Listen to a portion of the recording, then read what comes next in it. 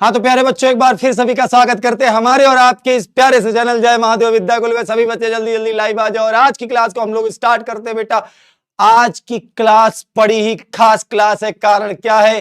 क्योंकि इस क्लास के पीछे जो आप रट रट के परिभाषाओं को याद करते हो वो चीज को हम खत्म कर देंगे। जो आप हर क्लास में हर चैप्टर को पढ़ने के बाद उसकी परिभाषाओं को याद करते हो, तो उस सब को खत्म करने के लिए आज हम आए हैं आप लोगों के बीच में। एक बार जोर से सभी लोग तेजी से वीडियो को शेयर करेंगे।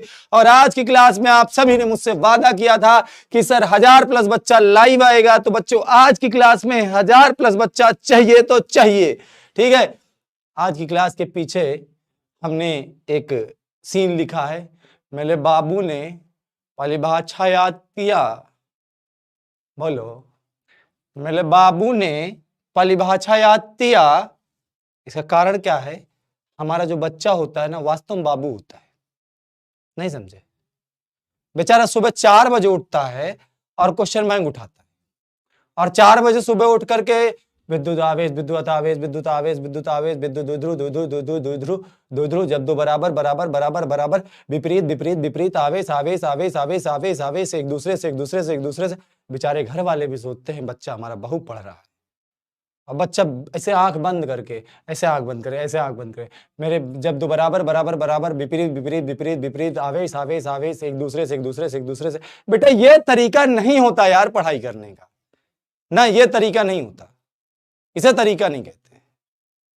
मतलब ये लेबर वर्क आप करे जा रहे हो, करे जा रहे हो, करे जा रहे हो, इसका कोई फायदा नहीं उड़ने वाला है। इसीलिए मेरे भाई, तुम मेरे लिए, मेरे बाबू, छोना, लाजा, बेटा, सुंदर बच्चे, तुमको आज के बाद परिभाषा का डर नहीं लगेगा। लेकिन एक बार आपको वीडियो को शेयर करना है। आज 1000 बच्चा लाइव होगा। हम समझाएंगे चैप्टर नंबर 1 विद्युत आवेश तथा क्षेत्र की उन महत्वपूर्ण परिभाषाओं को, जो परिभाषाएं एग्जाम में 1 या 2 या 3 नंबर में पूछ ली जाती हैं और बच्चा परेशान होकर उल्टा सीधा लिखकर चले आता है। और कभी कभी बच्चों के साथ एक समस्या तो ये होती है कि उसको याद नहीं हो रहा है। दूसरी समस्या उसके साथ बेटा ये भी बनी रहती है कि वो परिभाषाओं में लिखे कितना, परिभाषाओं में लिखे कितना, ये समस्या बनी रहती है।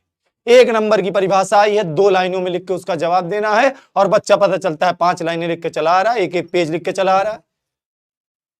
4 नंबर की कोई परिभाषा आ गई है, उसमें पता चला तुम 2 लाइनें लिख के चले आए।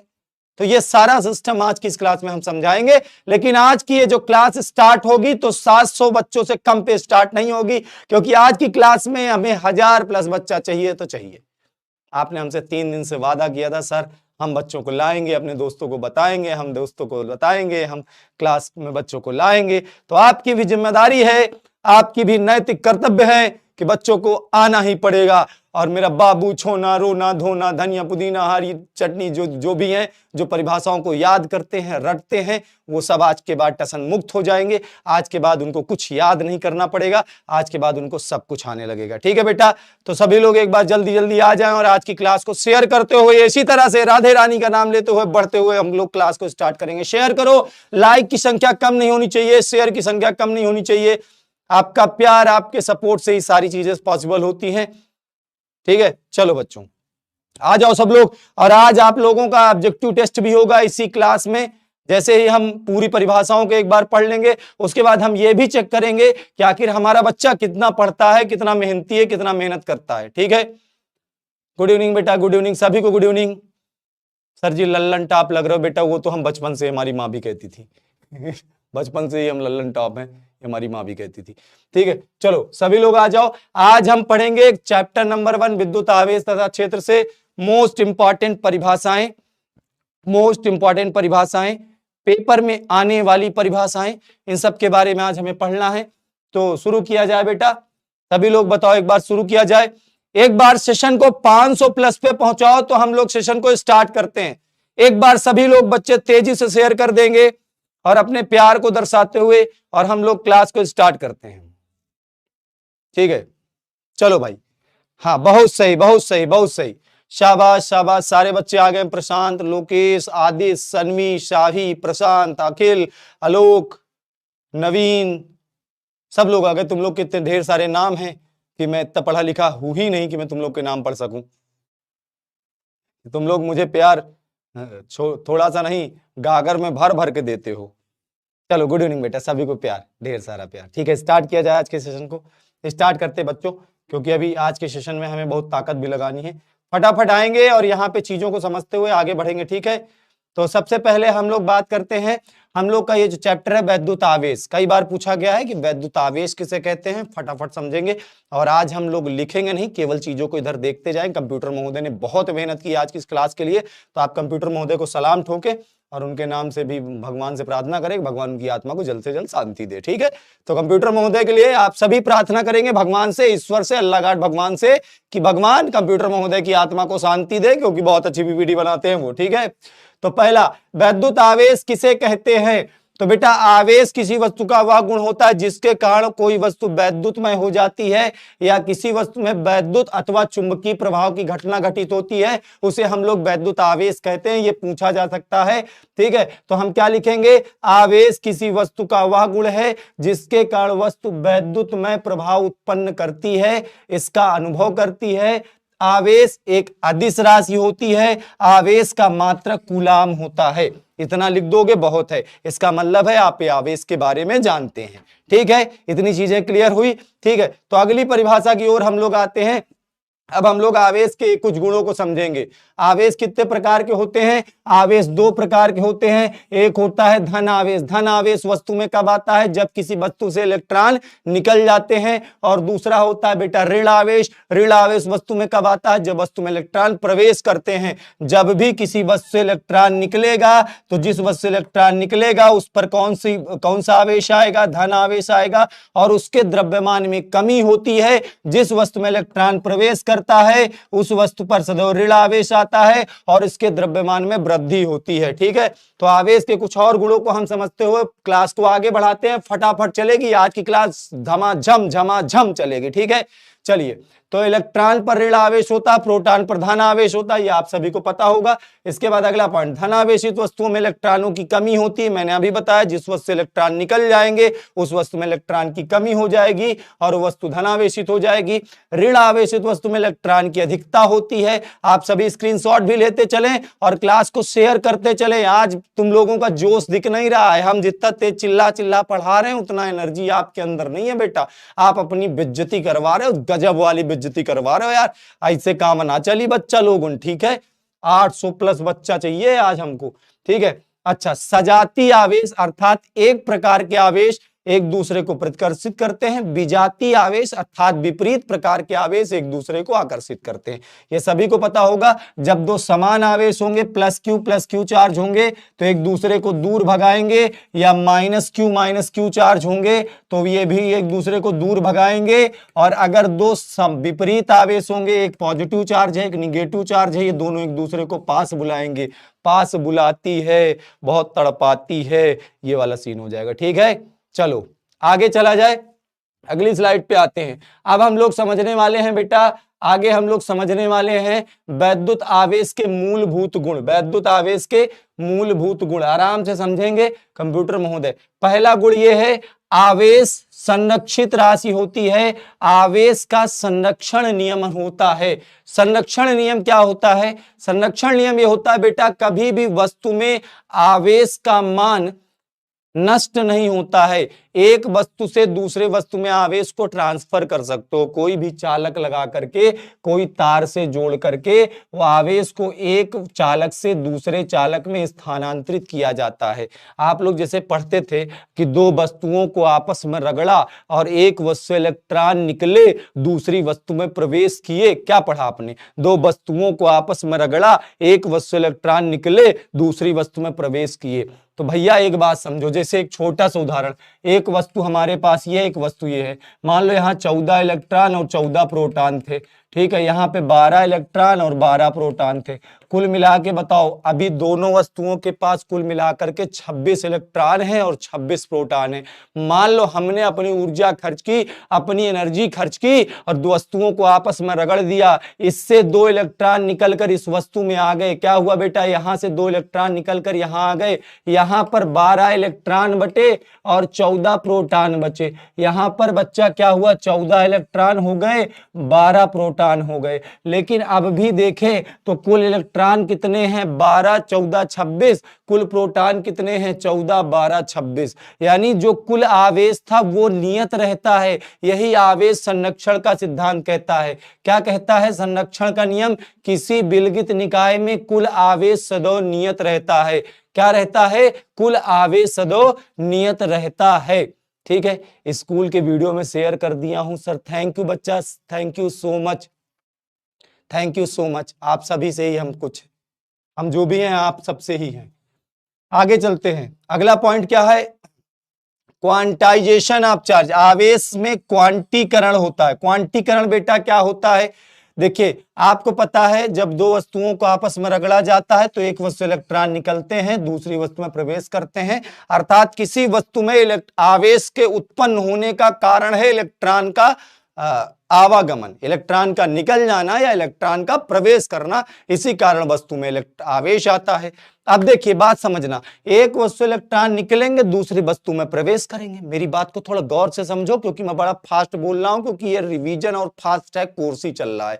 ये सीरीज यूट्यूब पे आज तक किसी ने नहीं पढ़ाई। कोई यूट्यूब पे ये बताने नहीं आता कि इस चैप्टर की महत्वपूर्ण परिभाषाएं क्या होंगी। तो जब अगर हम इस साल नए प्रोडक्ट को लॉन्च किए हैं आप लोगों के लिए, पिछले 3-4 महीने मैंने मेहनत की है, मैंने सोचा है, मैंने समझा है कि बच्चों को आखिर अब जरूरत किस चीज की होती है। नहीं तो हम भी हर साल की तरह पूरी फिजिक्स को पढ़ाते, और पूरी फिजिक्स को हालांकि हमने पढ़ाया है लेकिन पूरी फिजिक्स को फिर से पढ़ाते, फिर एक छोटा सा क्रैश कोर्स बताते। तो ये कुछ अलग करने की चाहत थी इस साल, इसलिए बच्चों आप लोग के लिए किया है। थोड़ा सा समझे, हम हर चैप्टर में 3 तरह की क्लासेस लेके आ रहे हैं। एक मोस्ट इंपॉर्टेंट डिफिनीशन, एक मोस्ट इंपॉर्टेंट न्यूमेरिकल और एक मोस्ट इंपॉर्टेंट डेरिवेशन। ये 3 क्लासेस करने के बाद आपके पेपर में किसी प्रकार की कोई समस्या नहीं होगी। तो आप सभी एक बार पहले जोर लगा के क्लास को शेयर करें बेटा। आज आपकी संख्या बहुत कम है जो कि हमें बहुत ही कम एनर्जी दे रही है, और इस ऊर्जा के साथ हम काम ना कर पाएंगे आपके साथ, हम सच बता रहे हैं यार। तो आप अपनी थोड़ी सी एनर्जी लगाएं। 1000+ बच्चा आज करवा दोगे, कल से क्लास 2 घंटे की कर देंगे। बस 1000+ आज चाहिए, 1000+, कल से क्लास 2 घंटे की। आपके ऊपर आपका निर्णय है। तो हम कह रहे थे एक वस्तु इलेक्ट्रॉन निकलते हैं, दूसरी वस्तु में प्रवेश करते हैं। तो बेटा एक बात समझो, यहां से या तो 4 इलेक्ट्रॉन निकलेंगे, फिर या 5 निकलेंगे, या 6 या 7 या 8। भाई इस वस्तु से या 4 इलेक्ट्रॉन निकलेगा, या 5, या तो 6, या तो 7, या तो 8। बात समझ रहे हो ना? हम अगर कहें कि 4.5 इलेक्ट्रॉन निकल गए, 2.25 इलेक्ट्रॉन निकल गए, तो ये हमारी बदतमीजी होगी। ऐसे नहीं बोलना चाहिए। 4.5, 2.25, 6.25, 3.5, ये बेटा नहीं होता है। क्वांटाइजेशन ऑफ चार्ज जो है, क्वांटीकरण सिद्धांत यही कहता है। कह रहा है प्रकृति में प्रत्येक आवेशित वस्तु पर आवेश एक निश्चित और न्यूनतम आवेश का पूर्ण गुणज होता है। वो निश्चित और न्यूनतम आवेश किसका होता है? तो निश्चित और न्यूनतम आवेश इलेक्ट्रॉन का आवेश होता है। इसको सिंपल भाषा में, अपने भाषा में समझने का प्रयास करें तो क्या बोलेंगे कि किसी भी आवेशित वस्तु में जो कुल आवेश है वो सदैव इलेक्ट्रॉन के आवेश का पूर्ण गुणज होता है। 1 इलेक्ट्रॉन के आवेश के बराबर आवेश होगा, 2 इलेक्ट्रॉन के बराबर आवेश होगा, 3 इलेक्ट्रॉन के आवेश के बराबर आवेश होगा, 4 इलेक्ट्रॉन के आवेश के बराबर आवेश होगा। तो सदैव इलेक्ट्रॉन के आवेश का पूर्ण गुणज होता है, यह कहता आवेश का क्वांटीकरण सिद्धांत। यहां तक बातें समझ में आ गई हो तो फिर आगे बढ़ते हैं। अगली चीज को गौर से समझना बेटा, ठीक है। अगली चीज हमारे पास है आवेशों की योज्यता का नियम। आवेशों की योज्यता का नियम क्या है? आपको हमने बताया कि आवेश कैसी राशि है? आवेश अदिश राशि है। आवेश बेटा कैसी राशि है? अदिश राशि है। तो ये नियम क्या कहता है कि किसी निकाय का जो कुल आवेश होगा उसके विभिन्न अवयवी कणों पर उपस्थित भिन्न भिन्न आवेशों के बीजगणितीय योग के बराबर होता है। यदि कोई निकाय अवयवी कणों से मिलकर बना है तो निकाय पर जो कुल आवेश होगा तो Q बराबर, ये कहने का मतलब है कि अगर किसी निकाय में कई आवेश हैं और उसे हमें उस निकाय का समस्त आवेश ज्ञात करना है, तो जो कुल आवेश Q होगा वो सभी के अलग अलग आवेश अर्थात Q1 + Q2 + Q3 + Q4 + Q5 बराबर सबके जोड़ के बराबर होता है। बात समझ में आई? यहां तक बात समझ में आई? ठीक है। चलो यहां तक क्लियर हो गई हो तो फिर आगे बढ़ा जाए। यहां तक चीजें समझ में आई। तो आवेश की योज्यता का नियम क्या कहता है, किसी निकाय का जो कुल वैद्युत आवेश होगा उस निकाय में उपस्थित सभी कणों के आवेशों के बीजगणितीय योग के बराबर होता है। स्क्रीनशॉट बेटा लेते चलना, ठीक है, ताकि आप सभी, आवाज क्लियर नहीं है कंप्यूटर महोदय, कंप्यूटर महोदय, बेटा आवाज आ रही है सब लोग को, बढ़िया आ रही है। आलू 20 रुपए किलो, धनिया 30 रुपए किलो, टमाटर 24 रुपए किलो, ले लो आलू 20 रुपए किलो, टमाटर 20 रुपए किलो, धनिया 24 रुपए किलो। आवाज जा रही, सही से चेक करो कंप्यूटर महोदय, चेक करो, आप अपने फोन पे चेक करो। फोन चलाते हो ना आप, फोन तो चलाते ही हो इनकी बात हो रही है। बच्चों आवाज आ रही है, आ रही है, आ रही है आवाज, देखो चेक करो। आलू 20 रुपए किलो, धनिया 30 रुपए किलो, टमाटर 24 रुपए किलो, देखो आवाज आ रही है। आलू 20 रुपए किलो, टमाटर 30 रुपए किलो, धनिया 24 रुपए किलो। बताओ क्या रेट बताया, तुम बताओ। ठीक है बेटा, आ रही है ना, सही है, सही सही सही है, सही है, सही है, सही है, सही है, सही है, आवाज आ रही है बच्चों, आ रही है, आ रही है, ठीक है। आवाज चेक करने का तरीका हमारे पास यही है, सब्जियों के दाम बता देते हैं जिससे आप लोगों को भी आराम हो, मार्केट में जाएं तो किसी प्रकार की ठगी ना हो आपके साथ। तो आज का रेट समझ गए सभी लोग, आगे बढ़ा जाए बेटा। चलो बहुत अच्छे बच्चे, बहुत अच्छे हो तुम लोग, आगे चलते हैं। कंप्यूटर महोदय बहुत मेहनती आदमी है, कभी कभी हो जाता है इनके साथ। वैद्युत रोधी पदार्थ एवं चालक क्या होते हैं, किन पदार्थों को हम चालक कहते हैं, किन पदार्थों को हम अचालक कहते हैं, किन पदार्थों को हम सुचालक कहते हैं। ये पहले चैप्टर में पूछा जाता है और ये अंतिम चैप्टर में भी पूछा जाता है। तो सबसे पहले बेटा हमारे पास आते हैं चालक। तो वे पदार्थ जिनमें वैद्युत आवेश का प्रवाह सुगमता से नहीं होता है उन्हें वैद्युत रोधी पदार्थ अर्थात अचालक अर्थात कुचालक कहते हैं। तो पहले पदार्थ क्या है, अचालक या कुचालक क्या होते हैं, जिन पदार्थों में आवेश का प्रवाह सुगमता से ना हो उन पदार्थों को वैद्युत रोधी पदार्थ अचालक या कुचालक कहते हैं। जैसे कांच है, जैसे लकड़ी है, जैसे प्लास्टिक है। बताओ इसमें करंट बहेगा, जैसे हमारा ये पेन है, प्लास्टिक का पेन है, अगर मैं यहाँ पे एक तार लगा के इधर से आराम से मुंह से चाटूं तो क्या मुझे करंट मारेगा, नहीं मारेगा बेटा। कारण ये क्या है, क्योंकि ये कुचालक है, ये अचालक है, ये वैद्युत रोधी पदार्थ है। बात समझ में आ गई बेटा, सभी लोग आगे बढ़ते हैं, आराम से मेरी बात को समझते चलना, ठीक है। इसके बाद बात आती है कि चालक पदार्थ क्या होते हैं, वे पदार्थ जिनमें वैद्युत आवेश का प्रवाह सुगमता से हो, जिसके एक सिरे से दूसरे सिरे तक आवेश आसानी से प्रवाहित हो सके। इस सिरे पर अगर हम एक तार को लगाएं और दूसरा ये सिरा लगाएं तो इसके भीतर से अगर आवेश का प्रवाह सुगमता से होगा तो इसको हम क्या कहेंगे, इसको हम बेटा चालक कहेंगे। आई बात समझ में यहां तक? अच्छा, इसके बाद हम लोग चलते हैं, अगली चीज के बारे में समझते हैं। अगली चीज हमारे पास क्या है, बहुल आवेशों के मध्य बल अध्यारोपण का सिद्धांत। ये क्या है, बहुल आवेशों के मध्य बल अध्यारोपण का सिद्धांत। बेटा ये सिद्धांत ये कहता है, जैसे मान लो कहीं पर कई आवेश रखे हैं, Q1, Q2, Q3 और यहां पर हमारे पास Q4 है, और बीच में एक आवेश Q रखा है जिसकी Q1 से दूरी मान लो R1 है, Q2 से दूरी R2 है, Q3 से दूरी R3 है, Q4 से दूरी R4 है, ठीक है। तो आवेश के बलों के लिए अध्यारोपण सिद्धांत ये कहता है कि किसी भी आवेश पर कई आवेशों के कारण लगने वाले जो बल का परिणामी होता है उन सभी आवेशों के द्वारा लगाए जाने वाले बलों के सदिश योग के बराबर होता है। F1, F2, F3, F4 के सदिश योग के बराबर होगा, यानी सभी बलों का मान निकाल करके दिशा अनुसार उनका कैलकुलेशन करेंगे। आई बात समझ में? चलो यहां पर देखते हैं क्या कहता है अध्यारोपण का सिद्धांत। कहता है इस सिद्धांत के अनुसार किसी बिंदु पर आवेश पर बिंदु आवेशों कारण लगने वाला परिणामी बल उस बिंदु आवेश पर प्रत्येक आवेश द्वारा लगाए गए अलग अलग बलों के सदिश योग के बराबर होता है। ये बात ध्यान देना, बीज गणितीय योग अलग है बेटा, सदिश योग अलग है। बीज गणितीय योग जो है वो अदिश राशियों के परिणामी को ज्ञात करने में लगाते हैं, सदिश योग हम लोग सदिश राशियों के परिणामी को ज्ञात करने में लगाते हैं। जैसे मान लो किसी निकाय में कई आवेश हैं। मैं क्या बोल रहा हूं, किसी निकाय में कई आवेश हैं। आपको पता आवेश अदिश राशि होती है। आवेश कैसी राशि होती है बेटा, अदिश राशि होती है। अब हमें उन सभी आवेशों का परिणामी निकालना है, तो हम सभी आवेशों का अलग अलग बीज गणितीय योग करेंगे।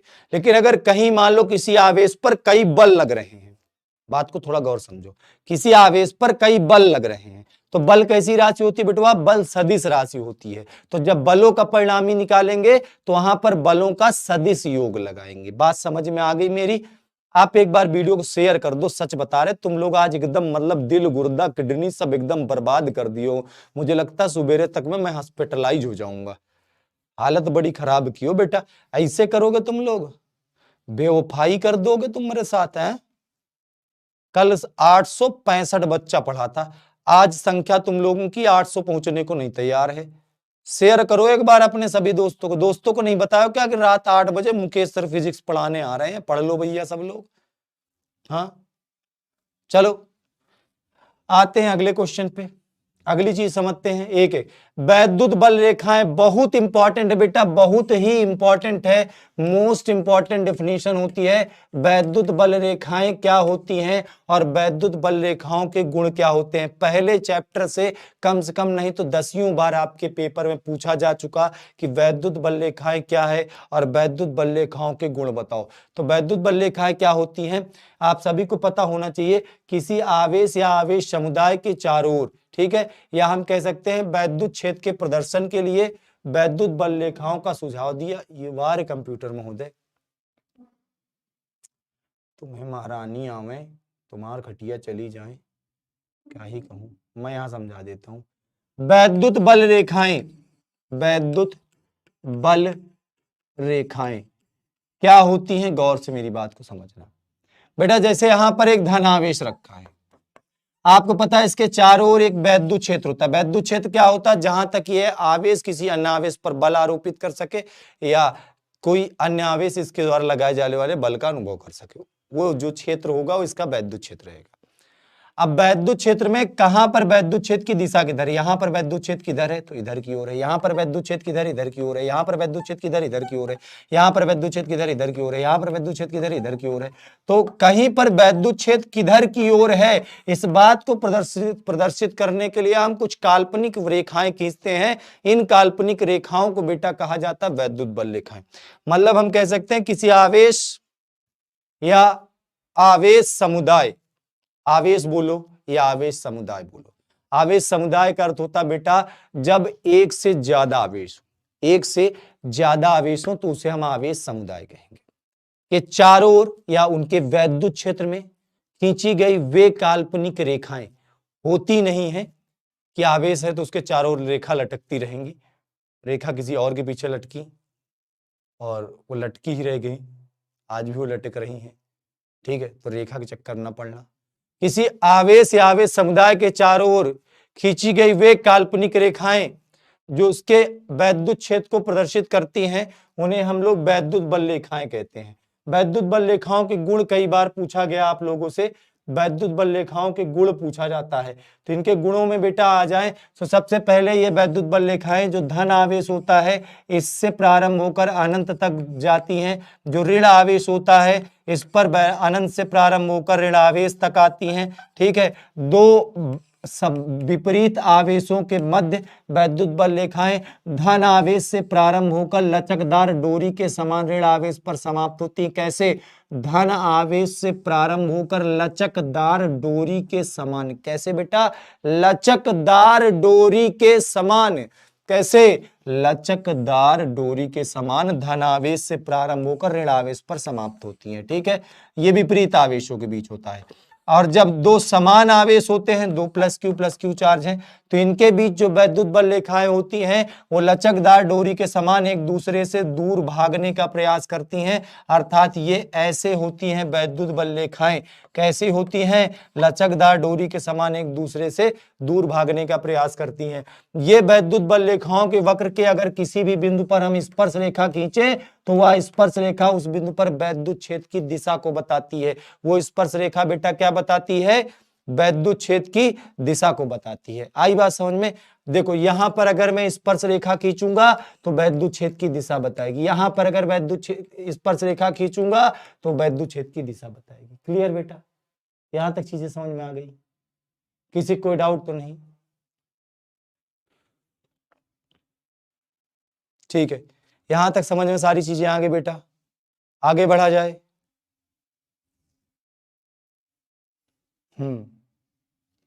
समझ गए? चलो अब हम लोग वैद्युत बल रेखाओं के गुणों को पढ़ लिए। उसके बाद वैद्युत क्षेत्र क्या होता है ये सभी को पता है।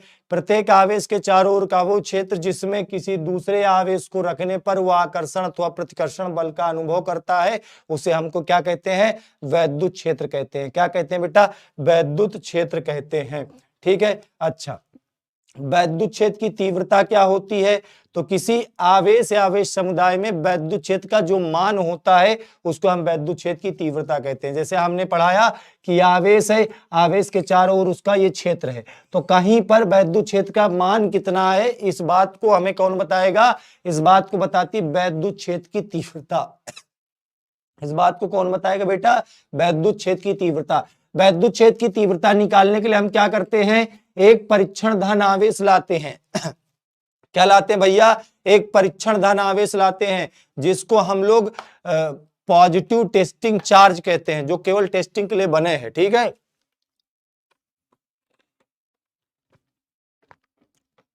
यादव जी यहां तुम्हारा दूध नहीं बिकेगा। लगातार बेचारा शुरुआत से सेशन में जुटा है और कह रहा भैंस का दूध 60 रुपया किलो, गाय का दूध 80 रुपया लीटर।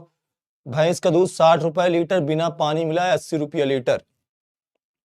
मार्केटिंग के बढ़िया तरीका है यार तुम्हारे पास, तो मतलब हद है। कुछ भी मतलब कुछ भी। क्लास चल रही है, बच्चे फिजिक्स पढ़ रहे हैं।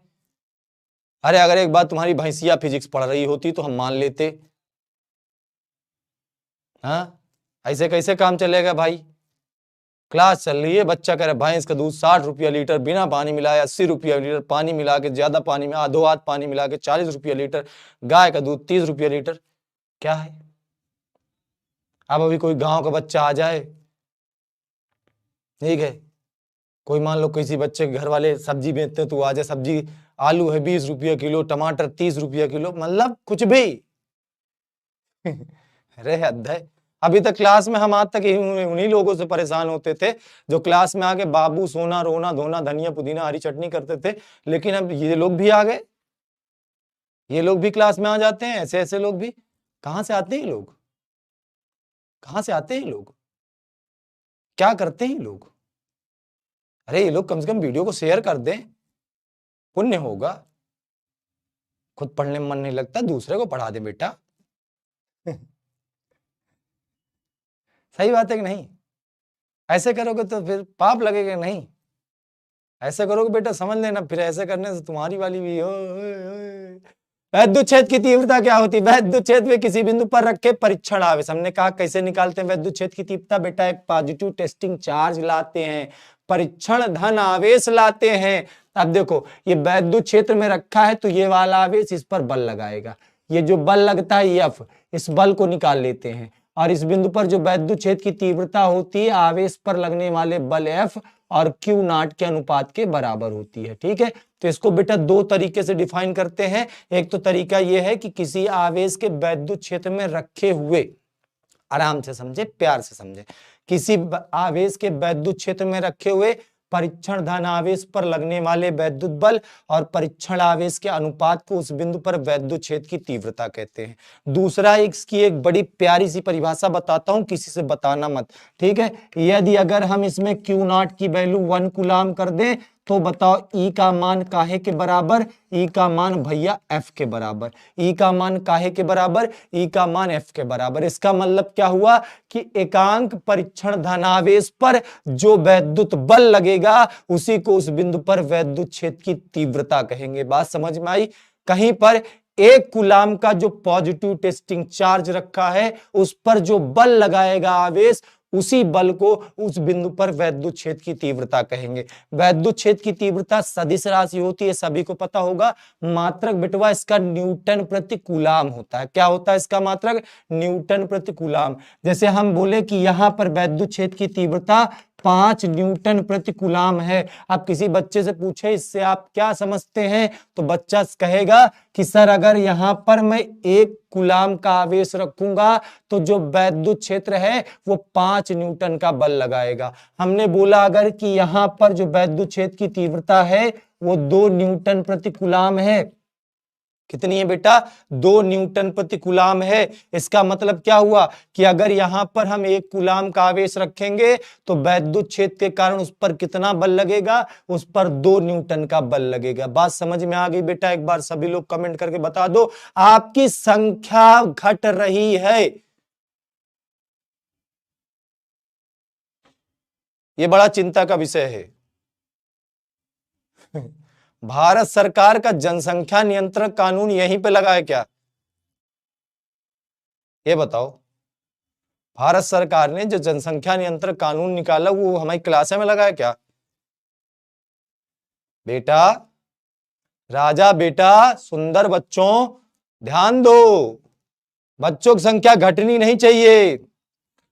पिछले दिन का रिकॉर्ड देखो। हम जब आते हैं, हम पिछले दिन की क्लास या पहले की जो क्लासेस हैं उनको जब लेकर आते हैं तो अगले दिन हमारी एनर्जी का लेवल यहां होता है। तो हम भी चाहते हैं कि हम रोज क्लास में ऐसे चलें। आज अगर 100 बच्चा पढ़ाएं तो कल 101 पढ़ाएं, क्योंकि फ्री पढ़ा रहे हैं। अगर आज 101 पढ़ाएं तो कल हम चाहते हैं 110 पढ़ाएं, क्योंकि फ्री पढ़ा रहे हैं। तो फ्री पढ़ाने के लिए मोटिवेशन मतलब बच्चों की रीच, जिस उद्देश्य जिस विश्वास के साथ हमने ये शुरुआत की हिंदी माध्यम के बच्चों को पढ़ाने की, तो वो उद्देश्य वो विश्वास पूरा होना चाहिए। तो बच्चों की संख्या बढ़नी चाहिए, तो हमारे अंदर की एनर्जी भी ऐसे बढ़ती रहेगी। समझ रहे हो बात को? समझ रहे हो ना विनोद? इसलिए कहते हैं आज कल का रिकॉर्ड टूटेगा। वैद्युत क्षेत्र की तीव्रता क्या होती है हम लोग समझ गए हैं। वैद्युत द्विध्रुव क्या होता है? जब बराबर और विपरीत आवेश एक दूसरे से अल्प दूरी पर रखे हो तो इस प्रकार बने निकाय को क्या कहते हैं? वैद्युत द्विध्रुव कहते हैं। क्या? जब 2 बराबर परंतु विपरीत आवेश एक दूसरे से अल्प दूरी पर रखे हो उसे वैद्युत द्विध्रुव कहते हैं। बेटा ये परिभाषा कई बार बड़े बड़े डेरिवेशन में 1 नंबर के लिए जोड़ के बना दी जाती है। ठीक है, जैसे आएगा वैद्युत द्विध्रुव के अक्ष पर उत्पन्न वैद्युत क्षेत्र की तीव्रता ज्ञात करो, तो वहां पर क्या कह देगा? वहां पर आपसे पहले पूछ लेगा बताओ वैद्युत द्विध्रुव क्या होते हैं। तो वहां पर आप पहले वैद्युत द्विध्रुव की परिभाषा लिख देना, उसके बाद फिर वैद्युत द्विध्रुव के कारण वैद्युत क्षेत्र की तीव्रता ज्ञात कर लेना। ठीक है, तो वैद्युत द्विध्रुव क्या होता है समझ में आई बात? इसके बाद आगे बढ़ते बेटा, वैद्युत द्विध्रुव आघूर्ण क्या है? आपको पता है कि जब हम लोग वैद्युत द्विध्रुव बनाते हैं तो उसमें 2 बराबर परंतु विपरीत आवेश लेते हैं। प्लस क्यू लेते हैं, एक माइनस क्यू लेते हैं, इन दोनों के एक अल्प दूरी 2l पर रखते हैं। तो वैद्युत द्विध्रुव में उपस्थित आवेश और आवेशों के बीच की दूरी के गुणनफल को हम लोग क्या कहते हैं? वैद्युत द्विध्रुव आघूर्ण कहते हैं। क्या है वैद्युत द्विध्रुव आघूर्ण? वैद्युत द्विध्रुव के किसी एक आवेश के मान तथा दोनों आवेशों के बीच की अल्पतम दूरी के गुणनफल को वैद्युत द्विध्रुव आघूर्ण कहते हैं। क्लियर है यहां तक बातें? ठीक है, चलो आगे बढ़ा जाए बच्चा। आगे बढ़ते हैं, आगे समझते हैं। हाँ, अगली चीज समझना गौर से। पहला क्वेश्चन, जैसे क्वेश्चन के मामले में कैसे, अब जैसे हमने ये छोटी छोटी परिभाषाएं बताई, अब ये एग्जाम में किस तरह से पूछे जाएंगे और इसका जवाब आप कैसे लिखोगे इस बात को समझना। जैसे क्वेश्चन आएगा वैद्युत क्षेत्र की तीव्रता की परिभाषा, तो आप वैद्युत क्षेत्र की तीव्रता लगाओ हेडिंग और लिखोगे क्या? एकांक परीक्षण आवेश पर लगने वाले वैद्युत बल को उस बिंदु पर वैद्युत क्षेत्र की तीव्रता कहते हैं। तथा इसका मात्रक बताओ, फार्मूला लिख देना, E बराबर F/Q0। उसके बाद चाहो तो लिख सकते हो कि सदिश राशि है, ये सब अट्रैक्शन बढ़ाती हैं। दूसरा आपसे पूछा इसका मात्रक, तो मात्रक इसका क्या बन जाएगा? न्यूटन प्रति कूलाम। न्यूटन प्रति कूलाम, बस हो गए, इतना लिख देना। 1 नंबर में पूछेगा, 2 नंबर में आराम से बता दोगे। ठीक है, वैद्युत क्षेत्र की तीव्रता क्या होती है? E बराबर F/Q0। ठीक है, अच्छा अगला जैसे एक क्वेश्चन ये पूछ लिया आपसे, इस तरह से क्वेश्चन पूछेगा। वैद्युत द्विध्रुव को परिभाषित कीजिए तथा इसके द्विध्रुव आघूर्ण का सूत्र लिखो। तो वैद्युत द्विध्रुव को हमने परिभाषित किया। वैद्युत द्विध्रुव क्या होता है? बराबर विपरीत आवेशों का निकाय वैद्युत द्विध्रुव कहलाता है। द्विध्रुव आघूर्ण क्या है? P बराबर Q इंटू 2L को ही हम वैद्युत द्विध्रुव आघूर्ण कहते हैं। ठीक है बेटा, आगे बढ़ते हैं। इसके बाद समझना, चीजों को गौर से समझते चलना है। एक बार फिर से चलते हैं। यहाँ पे देखिए, ये प्रश्न आपसे 3 तरह से पूछा जा सकता है। ठीक है, हाँ, 3 तरह से पूछा जा सकता है। आप ये भी ध्यान देना कि कभी कभी क्या होता है, कई चीजें हमको आती रहती हैं बट हम लोग एग्जाम में घबराहट के कारण या प्रश्न की लैंग्वेज ना समझ पाने के कारण छोड़ के चले आते हैं। तो ये भ्रम में कभी ना रहे। आप सवालों को कहीं से भी पढ़ते हैं तो इस समय थोड़ा सा आप एक्सरसाइज खोलें पीछे से और वहां पर देखें कि क्वेश्चन पूछने के तरीके किस तरह के बनते हैं। हम साल भर फिजिक्स में थ्योरी कैसे, तो इस बात पे भी थोड़ा सा किताब की एक्सरसाइज को जरूर देखें बेटा। ठीक है, चलो अगला इसका आंसर है, सॉरी,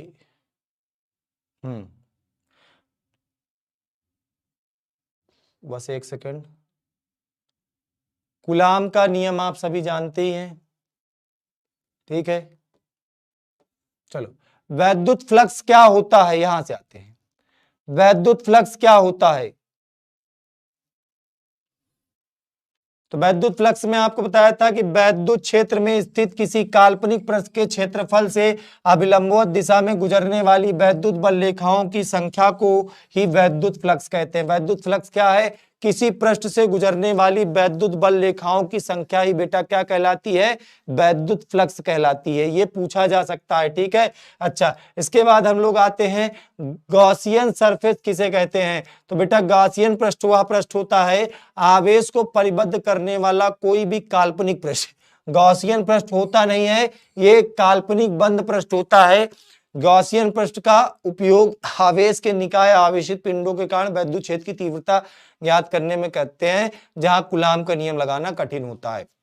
गॉसियन सरफेस क्या है? कोई भी बंद पृष्ठ जो सममित हो। सममित का मतलब जैसे आवेश रखा, इससे चारों ओर इसकी दूरी बराबर हो।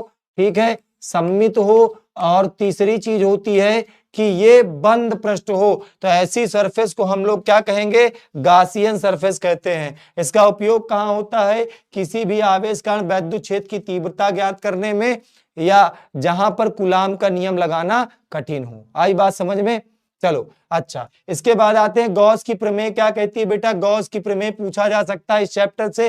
तो गॉस की प्रमेय में आप लिखोगे किसी बंद पृष्ठ से गुजरने वाला वैद्युत फ्लक्स या कुल वैद्युत फ्लक्स लिख सकते हो। उस पृष्ठ के भीतर उपस्थित आवेश का 1/ε0। ये E0 नहीं है, यहाँ पर बेटा ये ε0 लिखा है। ε0 गुना होता है, ये गॉस की प्रमेय कहती है। ठीक है, इस चैप्टर से ज्यादा डिफिनीशन नहीं आते। इस चैप्टर से ज्यादातर इस चैप्टर से ज्यादातर डेरिवेशन और न्यूमेरिकल आते हैं। ठीक है, डिफिनीशन ये छोटी छोटी प्यारी प्यारी ही पूछी जा सकती हैं। उम्मीद करते हैं आप सब में से कोई भी बच्चा इस डिफिनीशन को गलत करके नहीं आएगा। आवेश का सतत वितरण मतलब होता है आवेश का एक समान रूप से वितरण, जो कि बेटा 3 प्रकार का होता है। सबसे पहले बात करते हैं, सबसे पहले होता है रेखीय आवेश वितरण, या जिसे हम लोग रेखीय आवेश घनत्व कहते हैं। देखिए, जब आवेश का वितरण किसी लंबाई में हो, मान लो ये L लंबाई का कोई चालक तार है जिस पर हमने एक आवेश दिया है Q,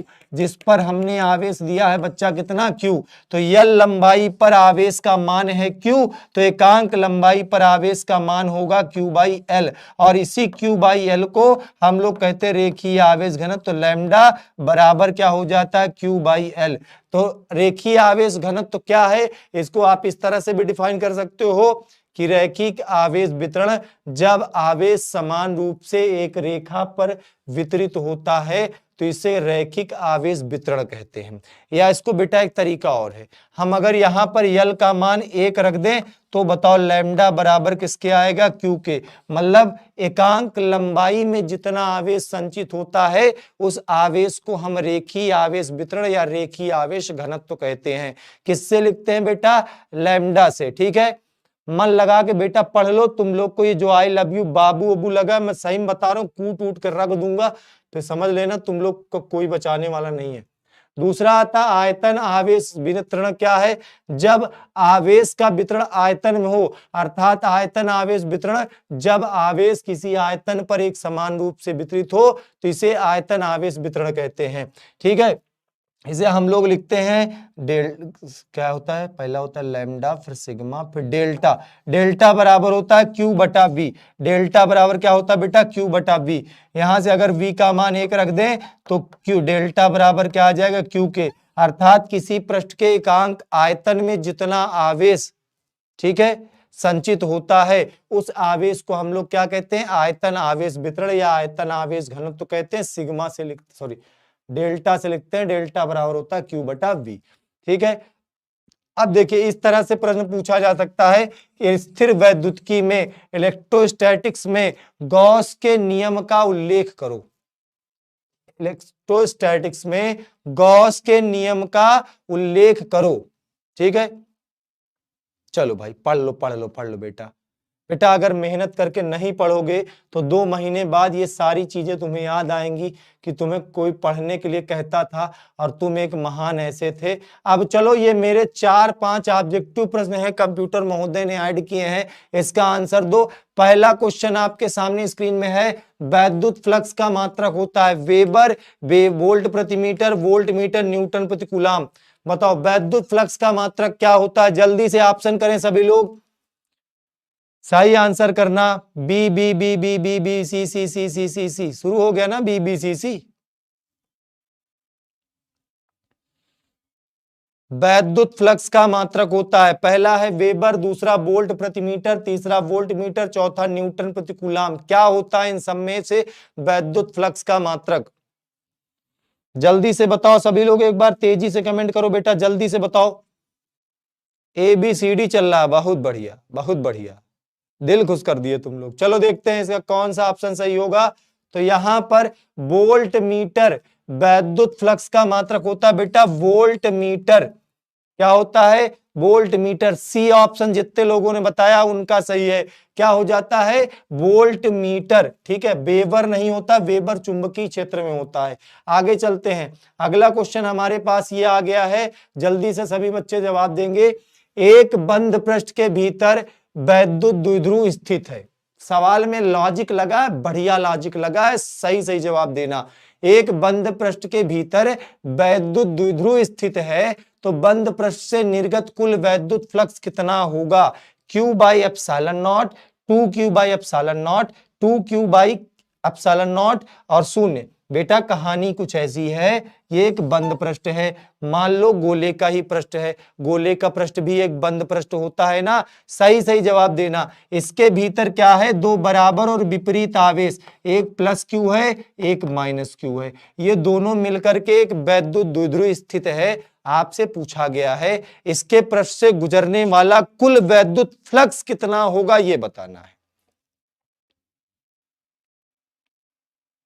B B D D D D D D B B D D D D, ऐसे काम नहीं चलेगा। आपको बताया गया था गॉस की प्रमेय में कि जो कुल वैद्युत फ्लक्स होता है उसके भीतर उपस्थित समस्त आवेश का, इसके भीतर कुल आवेश कितना है बेटा, एक प्लस Q है एक माइनस Q है, तो कुल मिलाकर प्लस Q माइनस Q मिला के 0 हुआ ना, उसका एप्सिलॉन नॉट गुना मतलब 0 का एप्सिलॉन नॉट गुना तो 0 ही तो आएगा। देख लो बच्चा कौन सा इसका ऑप्शन सही है, चौथा ऑप्शन सही है, 0 इसका सही आंसर है। ठीक है, चलो इसके बाद आते हैं, आज का क्वेश्चन यहीं पे खत्म होगा। लास्ट क्वेश्चन है यहाँ पर, यल भुजा के एक घन के केंद्र बिंदु पर एक आवेश प्लस Q रखा है। यहां पर प्लस Q है बेटा, ये थोड़ा कंफ्यूजन मत रहना, ये प्लस Q लिखा है, रखा हुआ है, तो आपसे पूछ रहा है उसके एक तल से निकलने वाला वैद्युत फ्लक्स। कल के न्यूमेरिकल में मैंने करवाया भी था, अगर इस क्वेश्चन को कोई बच्चा गलत करेगा तो उसको उड़ा दिया जाएगा। तो सभी लोग सही सही बताएंगे, इसमें भी डी बता रहे हैं, ऐसे काम चलेगा बेटा। आंसर करते रहें सभी लोग, जल्दी जल्दी बताते रहें। ये सभी लोग डी बता रहे बेटा, ऐसे काम नहीं चलेगा। आपको बताया गया था कि अगर घन के भीतर कोई आवेश Q रखा है तो इससे गुजरने वाला जो कुल फ्लक्स होगा वो इससे कुल फ्लक्स जो होगा इसका 1/ε0 गुना, बेटा घन में 6 फलक होती हैं, 6 फलक का फ्लक्स है Q/ε0, 6 फलक का फर्स्ट फ्लक्स है Q/ε0। तो एक फलक का फ्लक्स कितना होगा बताओ, Q/6ε0 कितना हो जाएगा, Q/6ε0। यहां तक ये देखो बी ऑप्शन इसका सही आंसर था, Q/6ε0, ये वाला सही था। ठीक है, चलो अच्छा अब देखते हैं अगला एक क्वेश्चन और। बस यहां तक आज का सेशन था, तो आज के सेशन को यहीं तक रखते हैं। अपना ख्याल रखें, पढ़ाई लिखाई करते रहें बेटा। रोज रात 8 बजे हम आपके बीच होंगे, जहां पर हम लोग हर चैप्टर की 3 तरह की क्लासेस लेके आ रहे हैं। Most important derivation, most important numerical और मोस्ट इंपॉर्टेंट डेफिनेशन। तो आप सभी अपना प्यार बनाए रखें, बच्चों को सभी को बताएं कि रात 8 बजे फिजिक्स की क्लास आती है, जहां पर इस प्रकार से हिंदी माध्यम के बच्चों को पढ़ाया जाता है। आज की क्लास के लिए बेटा इतना ही रखते हैं। और ये जो मेरी क्लास आई है इससे रिलेटेड आप कुछ देना चाहते हो तो आज ही हमारे विद्याकुल ऐप को डाउनलोड करें। वहां पर जैसे मैंने ये क्लास ली है, इस क्लास से रिलेटेड कुछ भी अवेलेबल होते हैं, वो कुछ को आप जाकर दे सकते हैं। हमारे विद्याकुल ऐप पर इससे रिलेटेड एनसीईआरटी में जितनी प्रॉब्लम हो उससे रिलेटेड क्लासेस भी चलती हैं, उन क्लासेस में भी आ सकते हो। वहां पर हमारी एक वीकली संकट मोचन टेस्ट सीरीज होती है, जो कि हफ्ते भर में हमने एक दिन वहां पर हम लोग क्वेश्चन कराते हैं। तो आज ही विद्याकुल ऐप को डाउनलोड करें, वहां पर जाकर आप टेस्ट दें, फ्री में क्लासेस करें, सारी चीजें फ्री में अवेलेबल हैं। तो अभी जाकर के आप टेस्ट को देना शुरू करें। आज की क्लास में बेटा इतना ही रखते हैं, फिर मिलते हैं रात 8 बजे। अपना ख्याल रखें, ऑल द बेस्ट।